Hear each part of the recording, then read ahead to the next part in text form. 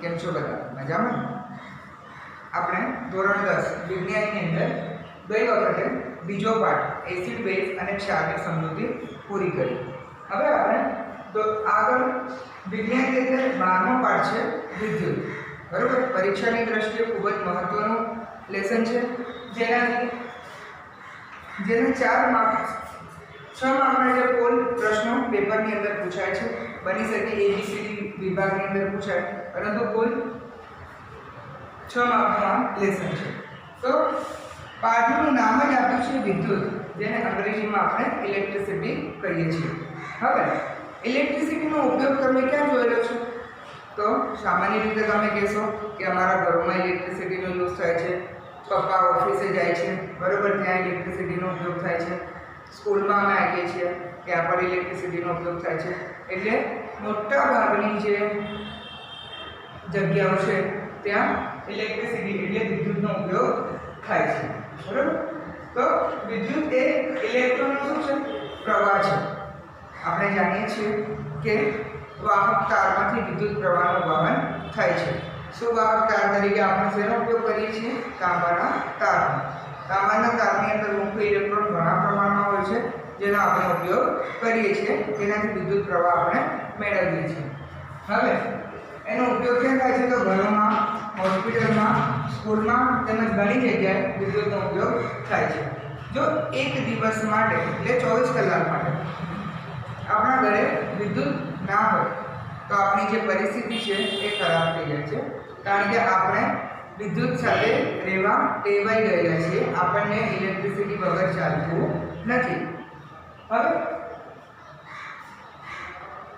આ બધી જગ્યાએ આપણે વિદ્યુતનો ઉપયોગ કરીએ જ છીએ. હવે આપણને પ્રશ્ન થાય કે વિદ્યુત કઈ રીતે ઉત્પન્ન થતો હશે? તો થોડું ઘણું તમને આઈડિયા છે કે ડેમ ઉપર બંધ બાંધીને વિદ્યુતનું આપણે ઉત્પન્ન કરી શકીએ છીએ. એટલે કે ધોધ વહેતો હોય, પાણીનો ધોધ, ત્યાંથી આપણે વિદ્યુત ઉત્પન્ન કરી શકીએ છીએ ટર્બાઇન જનરેટર દ્વારા. ઠીક છે? એના સિવાય ન્યુક્લિયર પાવર પ્લાન્ટ દ્વારા, ભારતમાં ન્યુક્લિયર પાવર પ્લાન્ટ દ્વારા પણ વિદ્યુત એટલે ઇલેક્ટ્રિસિટીનો આપણે ઉત્પન્ન કરી શકીએ છીએ. હવે ન્યુક્લિયર પાવર પ્લાન્ટમાં કઈ રીતે ઉત્પન્ન થતી હશે? તો જે ન્યુક્લિયર પદાર્થો છે એ લોકોને તોડવામાં આવે છે. બરોબર? તોડીને એમાંથી વિદ્યુત ઉર્જા મેળવવામાં આવે છે. એના સિવાય હાઇડ્રો પાવર પ્લાન્ટ, હાઇડ્રો એટલે પાણી, પાવર એટલે વિદ્યુત, અને પ્લાન્ટ એટલે કે પાણીમાંથી જે વિદ્યુત પ્રવાહ મળતો હોય તેને હાઇડ્રો પાવર પ્લાન્ટ તરીકે ઓળખીએ છીએ. પછી છે વિન્ડ પાવર પ્લાન્ટ.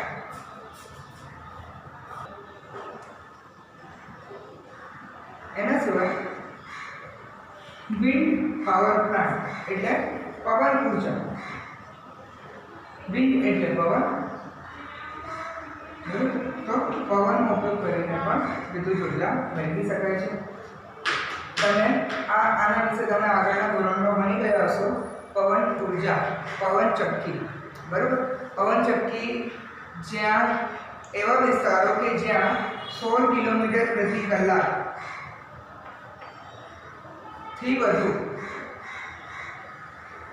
પવન ફૂંકાતો હોય ત્યાં પવન ચક્કીઓ ગોઠવવામાં આવે છે અને પવનમાંથી ઉર્જા મેળવવામાં આવે છે. પછી છે સોલર પાવર પ્લાન્ટ. આપણે જાણીએ છીએ સૌર કોષ વિશે, એટલે કે સૂર્ય ઉર્જાનો ઉપયોગ કરીને સોલર સેલ શું કરે છે? સૂર્યના કિરણોનું પોતાની અંદર શોષણ કરે છે. સૂર્ય ઉર્જાનું શેની અંદર? વિદ્યુત ઉર્જાની અંદર રૂપાંતર કરે છે. તો એ છે સોલર પાવર પ્લાન્ટ. અને છેલ્લે છે ટાઇડલ પાવર પ્લાન્ટ. એટલે ટાઇડલ કોને કહેવાય? ટાઇડલ એટલે ભરતી ઉર્જા. બરોબર? તો આ ભરતી ક્યાં જોવા મળે આપણને? તો સમુદ્રના જે દરિયાઈ કિનારા હોય ત્યાં આપણને આ ટાઇડલ એટલે કે ભરતી ઉર્જા આપણને જોવા મળે છે. ત્યાંથી પણ આપણે વિદ્યુત પ્રવાહ મેળવી શકીએ છીએ. તો આ હતું આપણે વિદ્યુત કઈ રીતે ઉત્પન્ન કરી શકીએ એનો આન્સર. પછી વિદ્યુત પ્રવાહ અને પરિપથ, જે ખૂબ જ મહત્વનું છે તમારા સમજણ માટે કે પ્રવાહનો અર્થ શું થાય છે? તો આપણે સામાન્ય રીતે જાણીએ છીએ કે પાણીનો પ્રવાહ, હવાનો પ્રવાહ એ બધા પ્રવાહ છે, પરંતુ પ્રવાહનો અર્થ શું થાય છે? તો પ્રવાહનો અર્થ થાય છે એક જગ્યાએથી બીજી જગ્યાએ વહેવું, બરાબર? ઝડપથી વહેવું. પ્રવાહનો અર્થ કંઈ વહેવું એવું થાય છે. તો અહીંયા આપણને કોનો પ્રવાહ જોઈએ છે? વિદ્યુતનો પ્રવાહ જોઈએ છે. તો વિદ્યુત એક દિશામાંથી બીજી દિશામાં આગળ વધે તેને આપણે વિદ્યુતનો પ્રવાહ કહેવાય છે, બરાબર? વિદ્યુતનું પ્રવાહ કહેવાય છે. હવે વિદ્યુતનું વહન કરવા માટે શેની જરૂર પડે? તો વિદ્યુતનું વહન કરવા માટે વિદ્યુત ભારોની જરૂર પડે. તો તમે આગળ લગભગ ભણી ગયા છો કે વિદ્યુત ભાર કુલ 3 પ્રકારના હોય. વિદ્યુત ભાર કુલ 3 પ્રકારના હોય. એક હોય પ્રોટોન, બીજો હોય ન્યુટ્રોન અને ત્રીજો હોય ઇલેક્ટ્રોન, બરાબર? 3 પ્રકારના વિદ્યુત ભારો હોય છે. હવે આની ઉપર ચાર્જ ગયા હોય એટલે કે કઈ સંજ્ઞા હોય? તો પ્રોટોન ઉપર પ્લસ ચાર્જ હોય એટલે કે ધન આયન હોય. પ્રોટોન હંમેશા ધન વીજભારિત હોય. ન્યુટ્રોન જે છે એ તટસ્થ હોય છે, બરાબર? તો એની ઉપર આપણે શૂન્ય લખીએ છીએ. અને E એટલે ઇલેક્ટ્રોન હંમેશા ઋણ વીજભારિત હોય છે. આ MCQ ની અંદર પૂછાઈ શકે છે કે ઇલેક્ટ્રોનની ઉપર કયો વીજભાર હોય છે? તો ઋણ વીજભાર હોય છે. ન્યુટ્રોનની ઉપર કયો વીજભાર હોય છે? તો ન્યુટ્રોન જે છે એ તટસ્થ છે એટલે એની ઉપર કોઈ પણ પ્રકારનો વીજભાર હોતો નથી. અને પ્રોટોનની ઉપર ધન વીજભાર હોય છે. હવે આપણને પ્રશ્ન થાય કે આપણા ઘરની અંદર જે વાયર છે ઇલેક્ટ્રિસિટીના, એમાં વિદ્યુત પ્રવાહનું વહન કઈ રીતે થતું હશે? કોણ કરતું હશે? એમાં શું છે? તો તાંબાનો જે તાર છે આપણે ઘરની અંદર ઉપયોગ કરીએ છીએ. હવે તાંબાનો જે તાર છે એની અંદર તાંબાની અંદર મુક્ત ઇલેક્ટ્રોનનું પ્રમાણ ખૂબ જ વધારે હોય છે, જે વિદ્યુત ભારનું વહન કરે છે અને વિદ્યુત પ્રવાહ સર્જાય છે. હવે આપણે પરિપથ દ્વારા સમજીએ કે કઈ રીતે થતું હશે. તો કોઈ પણ પરિપથ દોરવા માટે આપણને એક બેટરીની જરૂર પડે, એક કોર્ડની જરૂર પડે, એક એમીટરની જરૂર પડે અને એક બલ્બની જરૂર પડે, બરાબર? આ 4 વસ્તુ હોય તો આપણે પરિપથ દોરી શકીએ છીએ. હવે જોઈએ આપણે એક પહેલા આ કોન્સેપ્ટ તમારો ક્લિયર કરવો જરૂરી છે કે ખુલ્લો પરિપથ અને બંધ પરિપથ કોને કહેવાય. તમે બધાએ ટોર્ચ જોયેલી છે, બરાબર? ટોર્ચની અંદર એક બટન હોય છે જે તમે આગળ કરો તો પ્રકાશ થાય છે અને એને પાછું ખેંચી લો બટનને તો એ પ્રકાશ બંધ થઈ જાય છે, એટલે કે ટોર્ચમાંથી જે પ્રકાશ છે ઉત્પન્ન થતો નથી. ત્યાં કઈ ઉર્જાનું રૂપાંતર થાય છે? તો વિદ્યુત ઉર્જાનું પ્રકાશ ઉર્જામાં રૂપાંતર થાય છે. એ આપણે જે બટન બંધ અને ચાલુ કર્યું, દાખલા તરીકે પંખો છે, ટ્યુબલાઇટ છે, એની અંદર પણ એક સ્વિચ મારફતે એનું આપણે સંચાલન કરીએ છીએ, જેને આપણે શું કહીએ છીએ? કળ. સાદી ભાષામાં આપણે એને સ્વિચ કહીએ છીએ. તો સ્વિચને જો બંધ કરવામાં આવે, બરાબર? ખાસ સમજો, જો સ્વિચને બંધ કરી દેવામાં આવે, બંધ કરવો એટલે પહેલા તો હું કાઢી દઉં છું, બરાબર? એટલે મેં શું કરી દીધી? સ્વિચને બંધ કરી દીધી. તો આની અંદર વિદ્યુત પ્રવાહનું વહન થશે નહીં. પરંતુ જો મેં સ્વિચ જે છે એ લગાવી દઉં છું, એટલે કે કળ લગાવી દીધી, સ્વિચ ચાલુ કરી દીધી, તો અહીંયા શું થશે? આ બલ્બ જે છે એ પ્રકાશિત થશે, બરાબર? તો ખ્યાલ આવ્યો? બંધ પરિપથની અંદર વિદ્યુત પ્રવાહનું વહન થશે. એટલે આ મેં કળ લગાવી ત્યારે વિદ્યુત જે છે વિદ્યુત વહેશે, વિદ્યુત પ્રવાહનું વહન થશે, એટલે બલ્બ પ્રકાશિત થશે. હવે જ્યારે હું આ કળને કાઢી દઉં છું ત્યારે પરિપથ કેવો થઈ જાય છે? ખુલ્લો થઈ જાય છે. એટલે કે અહીંયા જગ્યા થઈ ગઈ, અહીંયા કળ નથી, એટલે વિદ્યુત પરિપથ તૂટી જાય છે, ખુલ્લો પરિપથ થાય છે. ખુલ્લા પરિપથની અંદર વિદ્યુત પ્રવાહનું વહન થતું નથી. તો બેટરી શું કરે છે? બેટરી એટલે વિદ્યુત કોષ વિદ્યુત ઉર્જાનું પ્રકાશ ઉર્જામાં રૂપાંતર કરે છે. વાહકતા વિદ્યુતનું વહન કરે છે, વિદ્યુત ભારના વહનને કારણે વિદ્યુત પ્રવાહ રચાય છે। હવે આપણને એક પ્રશ્ન પૂછાય છે કે વિદ્યુત પ્રવાહની વ્યાખ્યા આપો। તો આપણે આકૃતિ દ્વારા સમજવાનો પ્રયત્ન કરીએ। ધારો કે આપણી જોડે એક વાહક તાર છે, બરોબર? આ વાહક તારમાંથી આપણે આ એકમ આડછેદ લઈ લઈએ। એકમ આડછેદમાંથી ઇલેક્ટ્રોનનો પ્રવાહ વહેશે ડાબી બાજુથી જમણી બાજુ તરફ, બરોબર? આ રીતે ઇલેક્ટ્રોનનો પ્રવાહ હશે। તો એકમ સમયમાં આડછેદના ક્ષેત્રફળમાંથી, એટલે કે એકમ સમય એટલે 1 સેકન્ડ, આડછેદનું ક્ષેત્રફળ આટલું છે, બરોબર? આમાંથી જેટલા ઇલેક્ટ્રોન પસાર થાય તેને વિદ્યુત પ્રવાહ કહેવાય। તો આપણે વ્યાખ્યા જોઈએ। વિદ્યુત પ્રવાહની વ્યાખ્યા કંઈક આ પ્રમાણે હશે કે એકમ સમયમાં વાહકના આડછેદમાંથી પસાર થતા વિદ્યુત ભારના જથ્થાને વિદ્યુત પ્રવાહ કહે છે। અને એનું સૂત્ર જે છે એ આમ છે, I બરાબર Q છેદમાં T, એટલે કે વિદ્યુત પ્રવાહ બરાબર વિદ્યુત ભારનો જથ્થો છેદમાં કુલ સમય। તો એકમ સમયમાં પસાર થતા વિદ્યુત ભારના જથ્થાને વિદ્યુત પ્રવાહ કહે છે। હવે વિદ્યુત પ્રવાહની વ્યાખ્યા કંઈક આ પ્રમાણે આપણે આપી કે એકમ સમયમાં આડછેદના ક્ષેત્રફળમાંથી, દાખલા તરીકે આવી રીતે સમજીએ તો આ આડછેદમાંથી એકમ સમયમાં પસાર થતા ઇલેક્ટ્રોનની સંખ્યા એટલે વિદ્યુત ભારનો જથ્થો, એને આપણે કીધું વિદ્યુત પ્રવાહ। હવે વિદ્યુત ભાર આપણી પાસે કયા છે? ઇલેક્ટ્રોન, પ્રોટોન અને ન્યુટ્રોન। મુખ્યત્વે તાંબાના તારની અંદર ઇલેક્ટ્રોન હોય છે। સૌથી વધુ પ્રમાણમાં મુક્ત ઇલેક્ટ્રોન જે છે એ તાંબાના તારની અંદર હોય છે। હવે તમને પ્રશ્ન ક્યારે પૂછવામાં આવે, ફક્ત તમારા જનરલ નોલેજ માટે, કે આપણે ચાંદી અને તાંબુ બે ધાતુઓ છે, એમાંથી વિદ્યુતની સુવાહક કઈ છે? સારી સુવાહક બંનેમાંથી। તો ચાંદી જે છે એ તાંબા કરતાં વધુ સુવાહક ધાતુ છે, તેમાં ઇલેક્ટ્રોનનું પ્રમાણ તાંબા કરતાં વધારે હોય છે। પરંતુ આપણે ચાંદીના જે વાયર છે એ ઘરની અંદર આપણે વાપરતા નથી, કારણ કે ખૂબ જ મોંઘા પડે એવા છે। તો એના માટે આપણે તાંબુ જે છે એના પ્રમાણમાં સસ્તી ધાતુ છે, જેથી આપણે એનો ઉપયોગ કરીએ છીએ।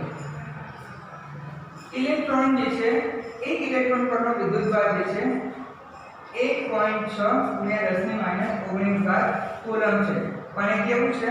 માઇનસની અંદર છે, કારણ કે ઇલેક્ટ્રોન પરનો વિદ્યુત ભાર કેવો હોય છે? ઋણ હોય છે। હવે વિદ્યુત પ્રવાહની વ્યાખ્યામાં આપણે સૂત્ર મળે છે કે વિદ્યુત પ્રવાહ I બરાબર Q છેદમાં T, એટલે એકમ સમયમાં પસાર થયેલા વિદ્યુત ભારના જથ્થાને વિદ્યુત પ્રવાહ કહે છે। ફરીથી સાંભળજો, એકમ સમયમાં પસાર થતા વિદ્યુત ભારના જથ્થાને વિદ્યુત પ્રવાહ કહે છે। હવે કુલમ જે છે એ વિદ્યુત ભારનો એકમ છે। વિદ્યુત ભારનો એકમ અહીંયા શું થશે? કુલમ। આ પ્રશ્ન પૂછાય છે, ધ્યાન રાખજો કે વિદ્યુત ભારનો SI એકમ શું છે? તો કુલમ। Q ની જગ્યાએ આપણે શું લખ્યું? કુલમ, અને T એટલે SI એકમ સમયનો શું છે? સેકન્ડ જ છે, તો કુલમ છેદમાં સેકન્ડ। હવે કુલમ છેદમાં સેકન્ડ એને આપણે એક મહાન વૈજ્ઞાનિક આંદ્રે એમ્પિયરના માનમાં એમ્પિયર નામ લખીએ છીએ, બરોબર? તો કુલમ પર સેકન્ડ બરાબર એમ્પિયર લખી શકાય। હવે 1 એમ્પિયર વિદ્યુત પ્રવાહની વ્યાખ્યા મારે આપવી હોય તો કઈ રીતે આપી શકીએ? તો મારે અહીંયા 1 એકમ વિદ્યુત ભાર પસાર કરવો પડે 1 સેકન્ડ માટે, ત્યારે મને 1 એકમ વિદ્યુત પ્રવાહ મળે।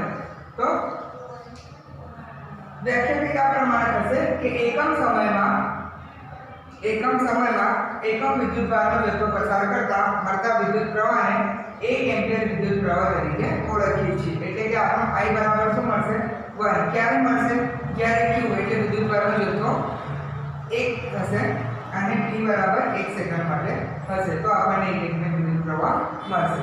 હવે વિદ્યુત પ્રવાહનું માપન આપણે યાદ રાખજો, વિદ્યુત પ્રવાહનું માપન કરવા માટે એ મીટર સાધન વપરાય છે, અને એના સિવાય વોલ્ટેજ એટલે વિદ્યુત સ્થિતિમાનનો તફાવત માપવા માટે વોલ્ટમીટર વપરાય છે।